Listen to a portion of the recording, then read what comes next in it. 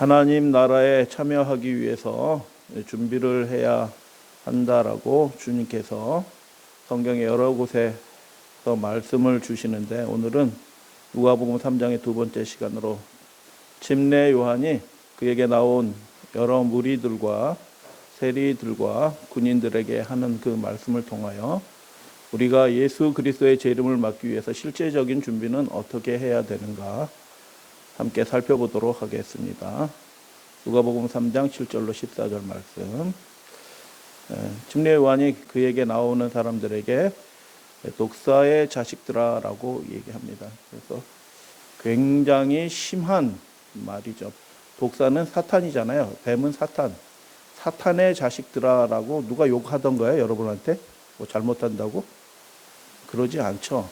그러나 사탄의 자식들아라고 이 선지자, 광야에 있는 선지자는 그에게 나아오는 사람들에게 그렇게 외치는 거죠. 그래서 굉장히 심한 말을 하였는데 어떤 일들이 벌어졌는지 함께 살펴보도록 하겠습니다. 요한이 침례를 받으러 나아오는 무리에게 이르되 독사의 자식들아 라고 그렇게 말합니다. 누가 너희에게 일러 장차올 진노를 피하라 하더냐. 그러므로 회개에 합당한 열매를 맺고 속으로 아브라함이 우리 조상이라 말하지 말라. 내가 너희에게 이르노니 하나님이 능히 이 돌들로도 아브라함의 자손이 되게 하시리라 라고 그렇게 말씀합니다. 그래서 세 부류의 사람이 나오죠. 이제 세 부류의 사람이 나오는데 그 사람들은 다 아브라함이 우리 조상입니다 라고 말하던 사람들이에요. 그거 염두에 두고 살펴보도록 하겠습니다. 돌들이라는 말과 자손이라는 말이 우리나라 말로는 뭐 전혀 다른 말처럼 되어 있지만 예수님의 모국어 아람어, 예수님은 아람어를 쓰셨어요. 아람어와 히브리어도 마찬가지입니다. 거의 비슷한 말이에요. 돌들이나 아들이란, 자손이란 말이 거의 비슷한 말이고, 이게 자식들이라는 말이 있는데 자식들이라는 말은 비슷한 뜻이죠. 비슷한 뜻으로 쓰여집니다. 이게 아브라함이 자손이 있고 사탄의 자식들이 있다라고 선지자는 그렇게 말합니다. 그래서 말놀이라고 얘기하는데 자손이라는 말을 아들이라는 말, 벤이라는 것이고요. 히브리어로 돌은 에벤이죠. 그리고 아람어로는 바나이아고 돌은 암나이아. 그래서 언어 유희가 있다라는 것을 보게 됩니다. 자손과 돌이 비슷해요. 그래서 돌들로 아브라함의 자손이 되게 할 수 있다라는 말은 그런 일 쉽게 하실 수 있다라는 그런 뜻이에요. 하나님은 그런 일 쉽게 하실 수 있다.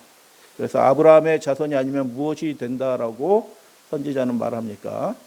사탄의 자식이 되는 거다라고 그렇게 얘기합니다. 그래서 우리가 믿음으로 오신 자 예수 그리스도를 영접하였고 다시 오실 예수님을 기다리는 자로서 약속하신 땅을 상급으로 받을 아브라함의 자손으로 살아가는 줄로 믿습니다. 그렇게 살아가는 사람이 아닌 사람은 어떤 사람이 되냐 하면 사탄의 자식이 된다라고 얘기하는 거예요. 그러니까 아브라함의 자손으로 반드시 그렇게 살아가야 하는 거죠. 아브라함의 자손으로 살아갈 때에만 독사의 자식, 사탄의 자식이 되지 않을 수 있는 것입니다. 아브라함의 자손이 있고 사탄의 자식들이 있다라고 그렇게 말합니다. 여기 자식들이라는 말은 좀 용어가 다르는데 포도나무에서 난 것을 예수님께서 다시 먹지 않겠다라고 말씀하실 때 그 난 것이에요. 그래서 독사의 자식은 어떤 사람이 독사의 자식이냐? 사탄에게서 난 사람. 의미상으로는 아들이란 똑같은 의미죠. 그래 사탄에게서 난 자들이 독사의 자식이에요. 그래서 어떤 사람들이 과연 그렇게 구분이 되는가? 요한복음 8장 39절에서 예수님께서 이렇게 말씀해 주셨어요.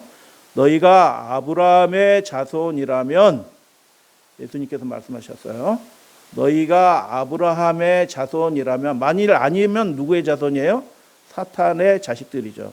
그러니까 굉장히 중요한 말씀인 거예요. 예수님의 말씀도. 너희가 아브라함의 자손이라면 아브라함이 행한 일들을 행해야 할 것이라 라고 예수님께서 말씀하셔요. 그래서 아브라함의 그 믿음의 행위, 하나님이 지시한 것을 순종하여 갈 바를 알지 못하고 오실 자 예수 그리스도를 소망하면서 나그네처럼 살았던 그 아브라함의 믿음의 행위를 따라 살아가는 사람이 아브라함의 자손이다.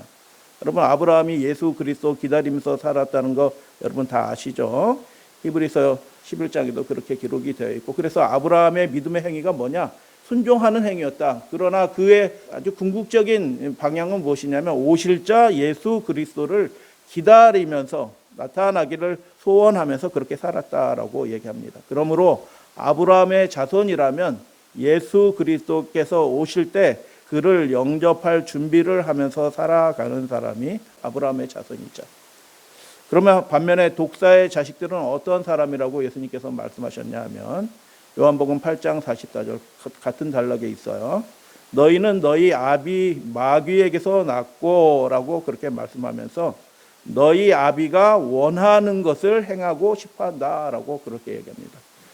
마귀에게서 난 자의 특징이 뭐냐 하면 그 마귀 사탄이 하고 싶어하는 일을 그 일을 하는 것입니다.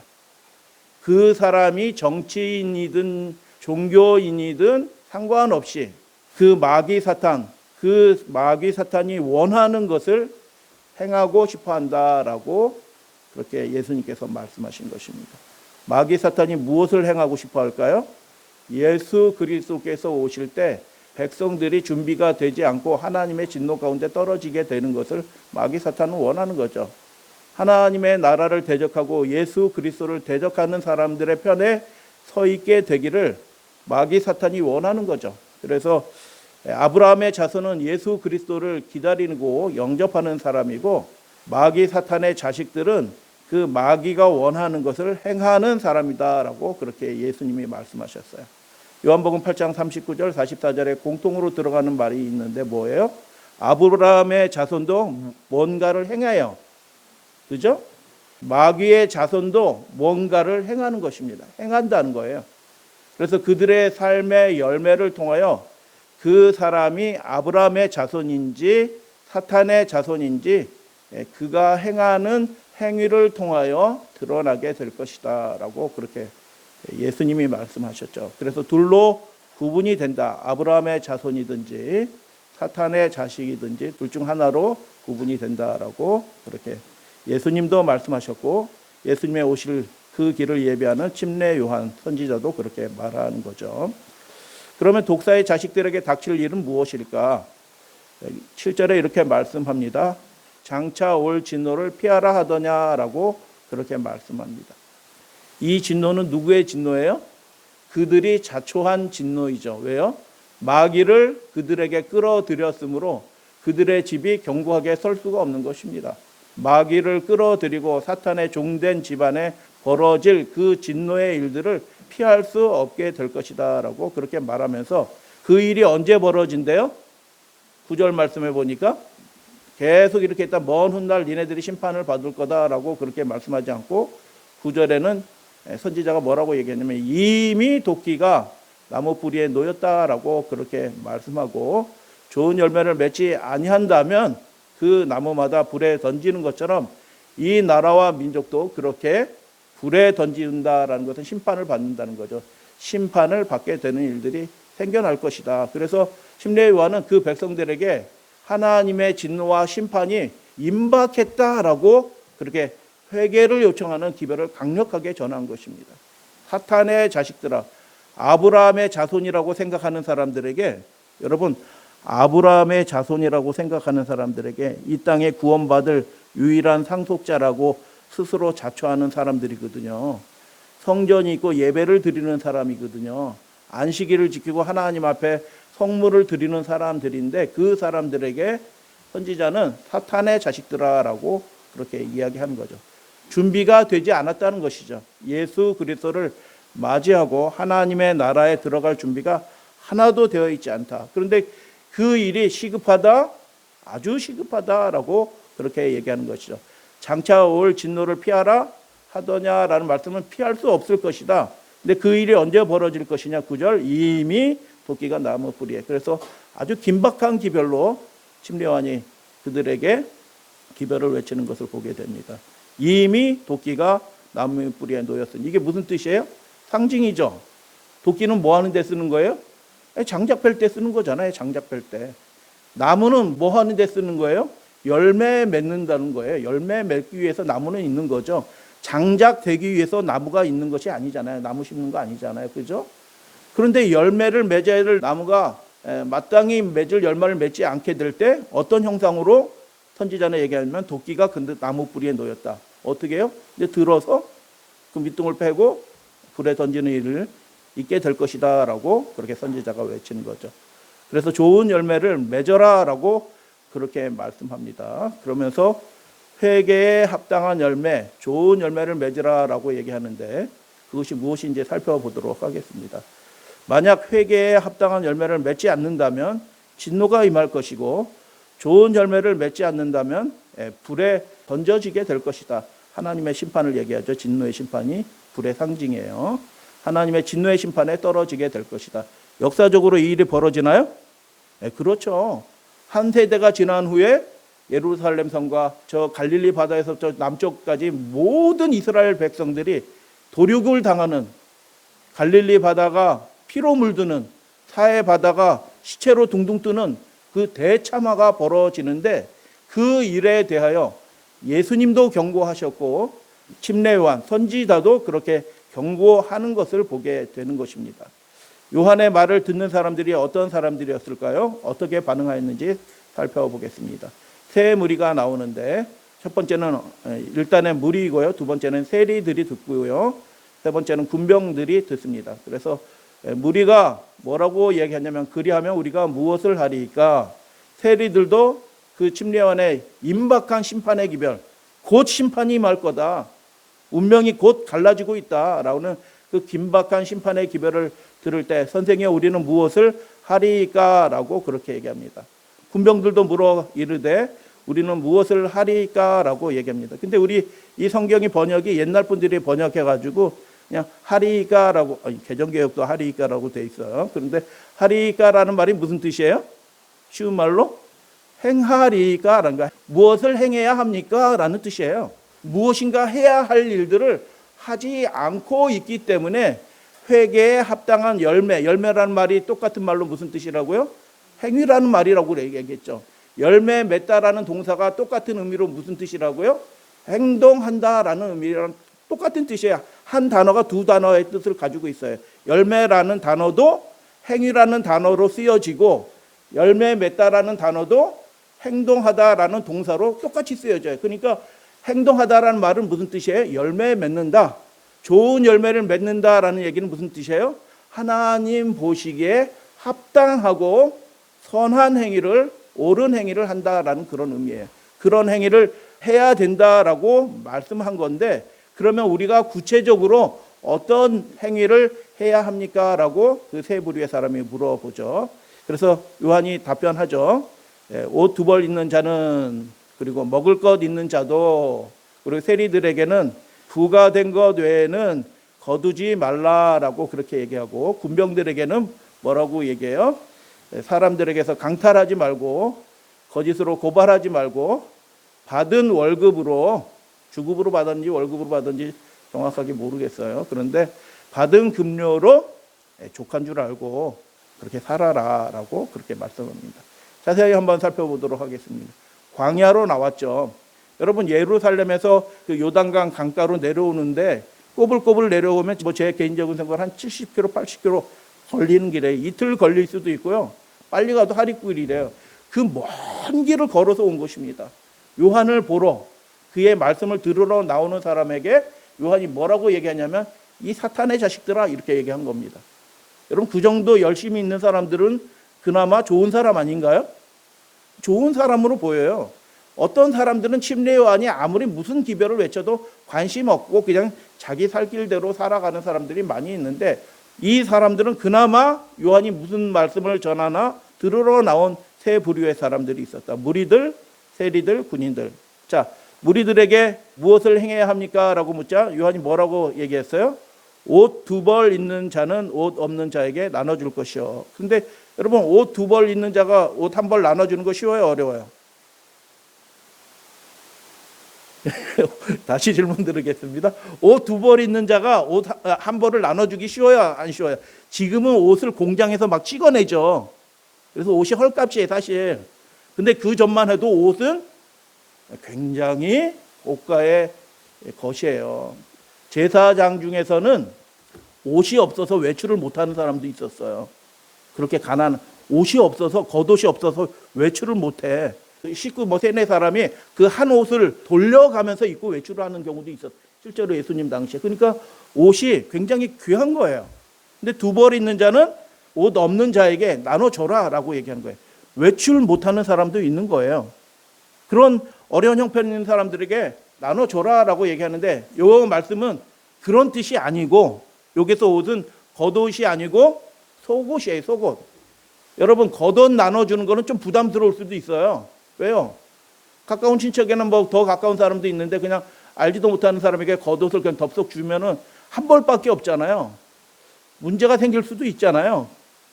그래서 겉옷 나눠주기는 좀 부담스러운데, 만약 속옷이 두 벌이라면 여러분, 속옷은 뭐 그렇게 중요한 옷은 아니에요. 그렇기 때문에 별로 부담이 없어요. 그래서 이런 실천을 하는 것은 어려운 거 아니다. 할 수 있는 일들을 그렇게 나눠주는 삶을 살아라라고 우리들에게 그렇게 얘기하죠. 왜냐하면 당시에는 너무 어려운 시대에 살고 있었어요. 사람들이 핍절해서 살고 있었죠. 먹을 것 있는 자도 어떻게 해라?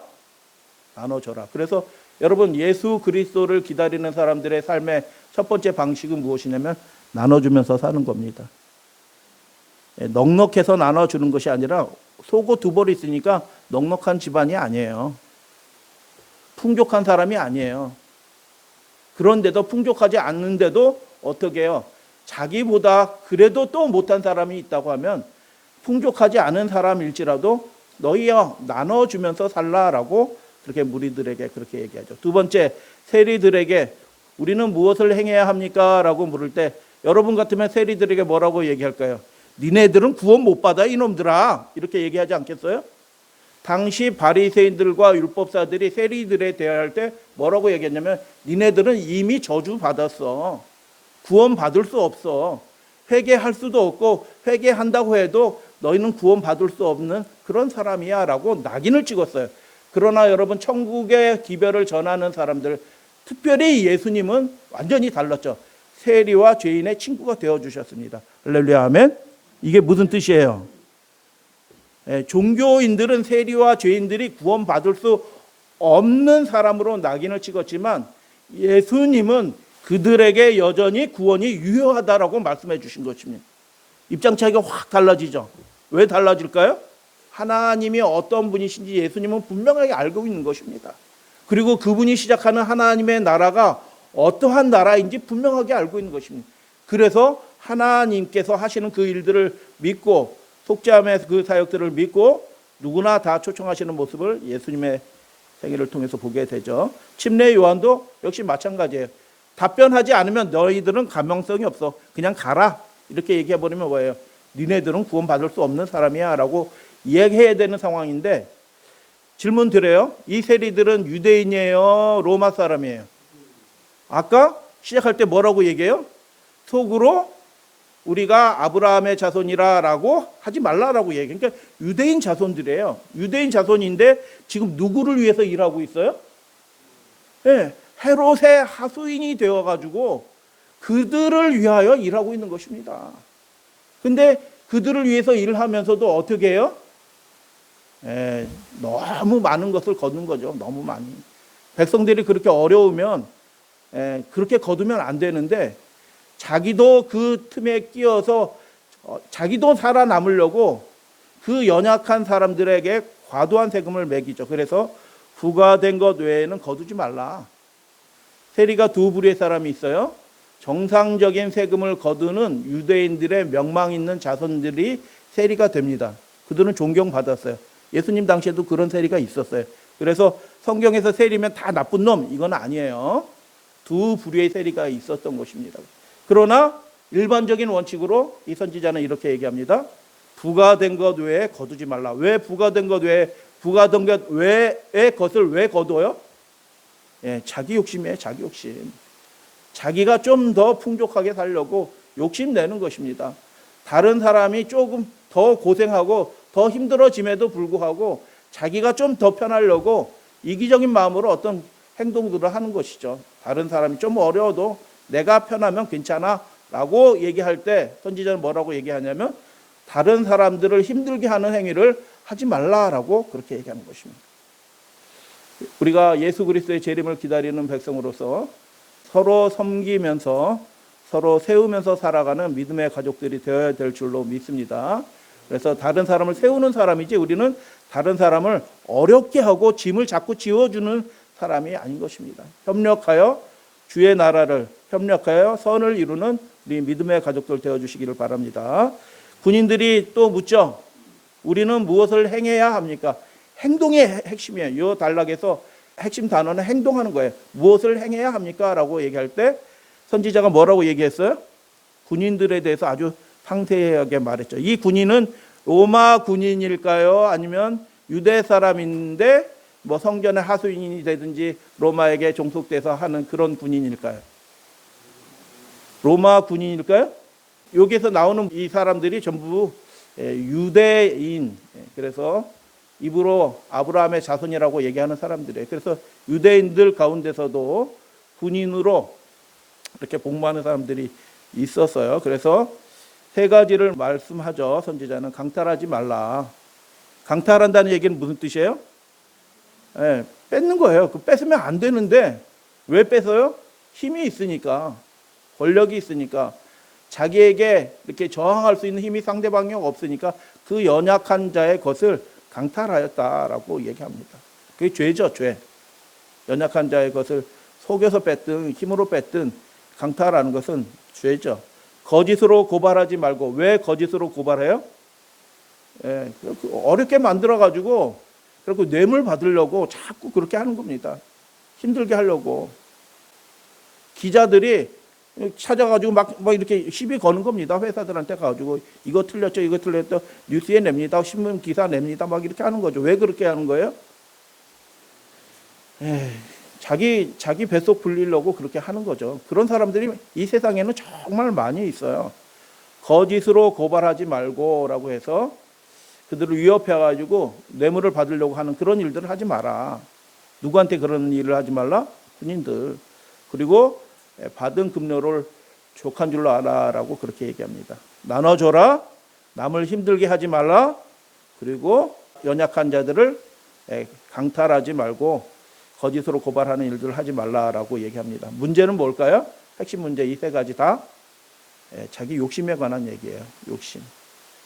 다른 사람이 어떻게 살든 나만 잘 살면 되겠다. 그 이기심과 욕심이 하나님 나라를 영접하는데, 그 나라에 들어가는데 결정적인 장애물이었던 것입니다. 세상적인 욕심이 하나님 나라에 들어가는데 결정적인 장애물이었다라는 것을 선지자는 얘기하고 그 문제 해결하라라고 얘기하는 거죠. 욕심이 사람의 눈을 멀게 합니다. 바리새인들이 돈을 좋아하는지라 사랑하는지라라고 얘기했는데 예수님은 그 바리새인들에 대해서 뭐라고 얘기해요? 소경된 자라고 얘기합니다. 너희가 본다 하나 본다고 하니 너희 죄가 그대로 있다라고 얘기하면서 소경된 인도자여라고 예수님이 여러 차례 그렇게 말씀하시죠. 왜 눈이 멀었어요? 빛이 사라졌어요? 성령의 감동이 왜 사라졌어요? 그 속에 하나님의 감동하심이 없게 된 이유가 뭐냐면 속에 욕심이 뱀처럼 또아리를 들고 있기 때문에 눈이 멀게 되는 것이죠. 이것은 보편적인 원칙인 것 같아요. 세속적인 욕심이 자꾸 생겨나면, 다른 욕심이 생겨나면 하나님이 보이지 않고 하나님의 나라도 보이지 않고 예수님도 보이지 않게 되는 것입니다. 그래서 결국 천국에 눈멀게 하는 일들이 벌어졌습니다. 요한은 직업을 바꾸라라고 요청하지 않았습니다. 그가 하는 일이 무슨 일이든지 하나님 보시기에 옳게 공의롭게 행하라고 한 것입니다. 직업을 바꾸는 것이 예수님의 뜻, 하나님의 뜻이 아니고 그 직업을 하면서도 하나님 보시기에 합당하게 행하면 그 사람이 천국을 맞이할 수 있는 것입니다. 그리고 이 기별을 외치는 요한은 구약의 마지막 선지자였습니다. 예레미야, 에가못, 에스겔 다 하박국 뭐 모든 선지자들이 다 이런 말을 하잖아요. 그죠? 아모스를 포함해서 공의롭게 행하라라는 말씀을 전하는 그 구약 선지자의 계보의 마지막 선지자가 침례 요한이었다라는 것을 보게 됩니다. 선지자가 이렇게 얘기했죠. 이미 도끼가 나무의 뿌리에 놓였으니 임박하였다 심판이. 열매를 맺어라. 열매를 맺다라는 얘기가 무슨 뜻이에요? 하나님 보시기에 의로운 올바른 행위를 행하라라는 그런 뜻이에요. 그래서 그리스도의 초림을 맞이하기 위하여 하나님의 나라를 맞이하기 영접하기 위해서 반드시 행해야 될 일들이 있었던 것입니다. 개인마다 좀씩은 다를 수 있어요. 개인마다 다를 수 있지만 하나님 보시기에 공의의 원칙에 따라서 반드시 행해야 할 일이 있었다. 좋은 열매라는 뜻은 무슨 뜻이에요? 선한 행위, 하나님 보시기에 합당한 행위를 해라라는 것입니다. 그래서 속으로 아브라함이 우리 조상이라 말하지 말라라고 그렇게 말하는 이유가 뭐예요? 자긍심을 갖는 것은 좋은 일이죠. 하나님 저를 믿게 해주셔서 감사합니다. 이거 참 좋은 고백이죠. 하나님 저희들이 진리를 알게 해 주시니 참 감사합니다. 참으로 귀한 고백이죠. 그러나 그 자긍심이 자기가 준비가 되어 있지 않으면서도 불구하고 그 모임에 속했다고 그것을 내가 안다라고 마치 내 운명이 이미 하나님 백성이 된 것처럼 거짓 안정감에 떨어지면 굉장히 위험한 것이다. 그래서 영적 생활에 예수님의 재림을 다시 맞이하게 되는 이 마지막 시대 백성들에게 제일 중요한 조심해야 할 것이 무엇이냐면 교만인 것 같아요. 교만. 자기 자신을 바라보지 못하는 그 눈먼 것, 이것이 굉장히 위험한 것이다라고 그렇게 생각이 들어요. 그래서 돌들이 아브라함의 자손이 되었다라는 것입니다. 실제로 돌들처럼 길가에 버려진 돌들처럼 보이는 사람들이 실제로 아브라함의 자손이 되는 일들이 벌어졌죠. 예수님이 이렇게 말씀하셨습니다. 진실로 너희에게 이르노니 무엇과 무엇이 세리들과 창기들이 너희보다 먼저 하나님의 나라에 들어가리라 라고 그렇게 얘기하는 거죠. 돌들이죠. 세리들과 창기들, 들판에 거하는 하나님의 나라에 들어올 수도 없는 그런 사람들이 아브라함의 자손이 되어 하나님의 나라에 들어가고 있다라고 예수님이 그렇게 말씀하시고 천국은 침노하는 자의 것이다 라고 그렇게 말씀하셨죠. 너희가 아브라함의 자손이라면 아브라함의 행한 일들을 행해야 할 것이다 라고 말씀하고 그 믿는 것이 무엇을 믿어요?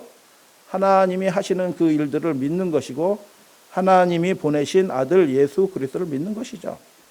그래서 그 한 사람이 또 있는데 누구냐 하면 누가복음 19장에 여리고의 세리장. 세리도 나쁜데 세리장이면 죄인들의 괴수입니다. 죄인들의 괴수. 근데 그 여리고의 세리장에게 예수님께서 뭐라고 말씀하셔요?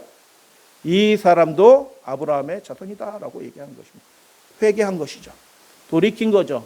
하나님의 나라에 들어가기로 선택한 것이죠. 새로운 삶을 살기로 결단한 것이죠. 그때 예수님께서 뭐라고 말씀하셔요?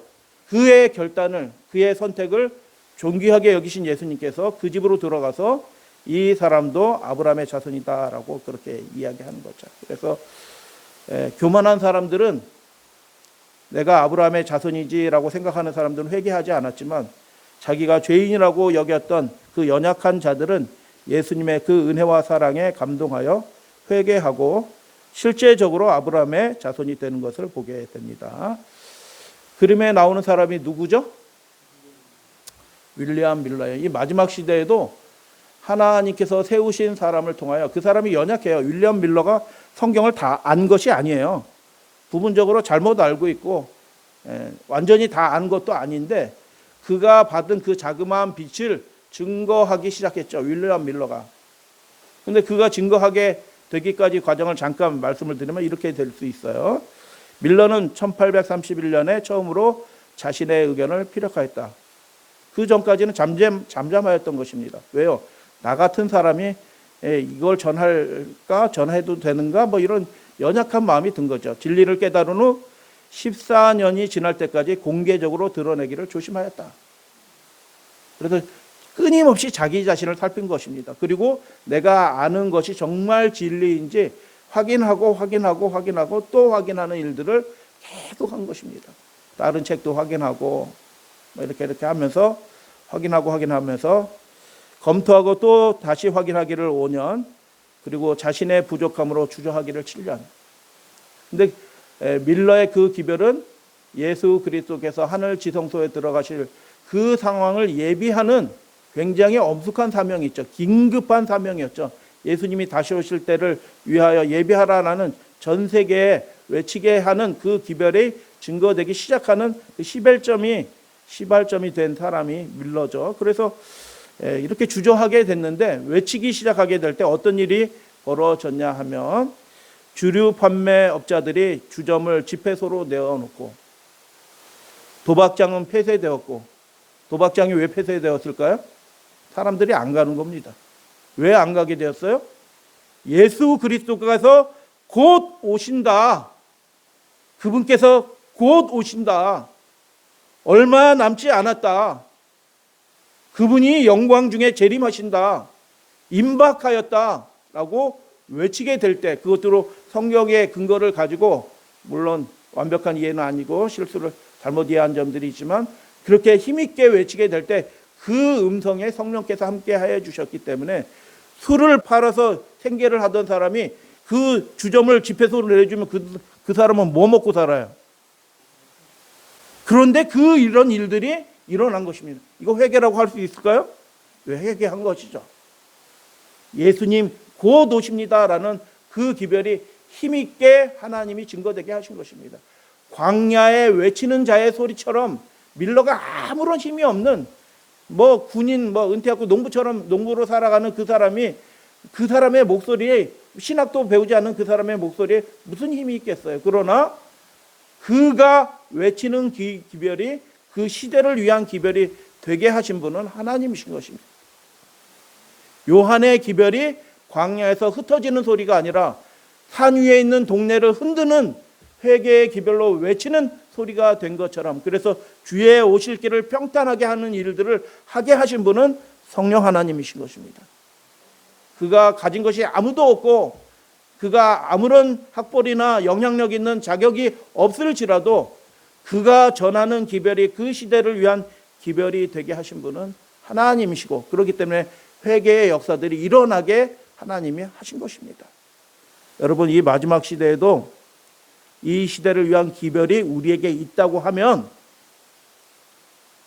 우리의 입술에, 우리의 사명에, 우리의 교회가 그런 일들을 감당하는 교회와 사람과 성도가 된다고 하면 우리를 통하여 거룩한 회개의 역사들이 일어나는 일들이 일어나게 될 것을 여러분 믿으시게 되길 바랍니다. 주류 판매업자들이 주점을 집회소로 내놓고 도박장을 가는 사람이 아무도 없기 때문에 도박장이 폐쇄되고, 방탕하게 살던 사람들이 회개하고 교회로 몰려드는 일들이 벌어졌습니다. 회개하고 돌이키는 역사가 성령으로 통하여 연약한 사람에게 역사하셔서 그 일들을 하게 된 것입니다. 재림의 긴박성은 많은 사람들이 세상과 교회 사이에서 방황하던 그 마음을 사로잡았다라고 그렇게 말합니다. 그래서 여러분, 이 마지막 시대 우리가 전해야 될 기별은 뭐예요? 예수 그리스도께서 곧 오신다. 그분의 영광스러운 재림을 맞을 준비하자. 잘못된 일들을 버리고 올바른 일을 행하라라고 그렇게 외칠 수 있는, 그렇게 외치려면 어떻게 해요? 자기도 해결하지 못하고 이렇게 우유부단하게 살아가면서 다른 사람에게 그렇게 하라라고, 이렇게 행하라라고 말할 수 있겠어요? 그렇게 못하는 거죠. 그러니까 여러분, 마지막 시대에 이 기별을 전하려고 하면 우리가 먼저 하나님의 은혜를 풍족하게 받아 누리시는 우리 믿음의 가족들 되시기를 주님의 이름으로 축복합니다.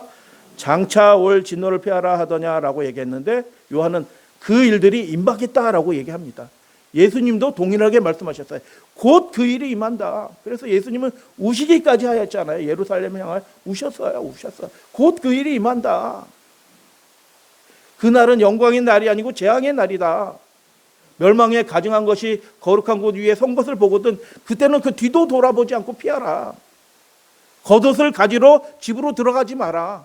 즉시로 피하라라고 예수님이 울면서 얘기하는 그 일들이 다가오고 있었어요. 그래서 그 일을 피하려고 하면 어떻게 해요? 그들이 민족적으로 돌이켰어야 되는 것입니다. 구원받을 사람들은 어떻게 해요? 그 은혜의 왕국에 얼마나 좋은 나라예요. 은혜의 왕국이에요. 마음을 주님께 드리고 회개하면 하나님의 나라로 하나님의 백성으로 간주해 주는 그 은혜의 왕국이 시작이 됐어요. 다 용서받는다라고 얘기하는 것입니다. 올바른 행위를 3, 4년에서 입증할 필요도 없어요. 진심으로 예수 앞에 자기의 죄를 고백하고 새로운 결단과 결심을 하면 그 즉시로 의롭다라고 예수님이 선언하시는 그 은혜의 왕국이 시작이 되었는데, 그 나라에 들어가기로 준비를 하라, 임박하였다라고 심리와는 그렇게 외치게 되는 것이죠. 무엇을 행해야 합니까? 무엇을 행해야 합니까? 우리는 무엇을 행해야 합니까? 라고 물었습니다. 하나님의 나라를 영접하기 위해서 그들은 무엇인가 행해야 했습니다. 이 마지막 시대에 예수 그리스도의 재림을 영접하기 위해서도 우리가 무엇인가 행해야 하는 것입니다. 무엇인가 행해야 하는 것이죠. 근데 그 행위는 회개에 합당한 열매이고 하나님 보시기에 좋은 열매, 선한 열매인 것이죠. 그래서 우리는 무엇을 행해야 할까요? 여러분, 우리가 하는 일이 다 다르기 때문에, 처한 입장이 다 다르기 때문에 요한이 무리들에게 얘기한 것이 다르고 세리들에게 얘기한 것이 다르고 군인들에게 얘기한 것이 다른 것처럼 우리 각 사람에게 성령을 통하여 외치시는, 말씀하시는 그 음성을 여러분이 들으시고 무엇인가 행하시는 여러분들 되셔서 예수 그리스도의 재림에, 그 영광스러운 재림에 반드시 들어가시는, 맞이하시는 저와 여러분들 되시기를 주님의 이름으로 축복합니다. 선지자가 외치는 것은 두 종류가 있었어요. 무엇이냐? 행하는 방식에 두 가지 방식이 있어요. 종류는 달라요. 구체적인 방식은 다르지만 두 가지 있어요. 행하지 말아야 할 것이 있습니다. 더 이상 그 일을 행하면 안 돼요.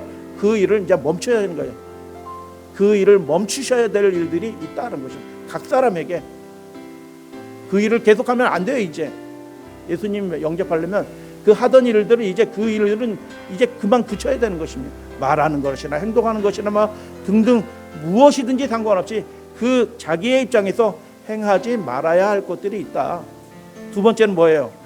선한 열매를 맺으라라고 얘기했어요. 아름다운 좋은 열매를 맺어라.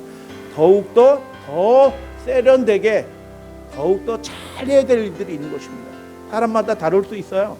하는 일들이 다르고 직분이 다르고 그러니까. 그러나 이 두 가지 방식에 있어서 행하지 말 것은 행하지 말으시고 잘해야 될 것은 더욱 잘하시는 우리 믿음의 가족들 되어주시기를 주님의 이름으로 축복합니다.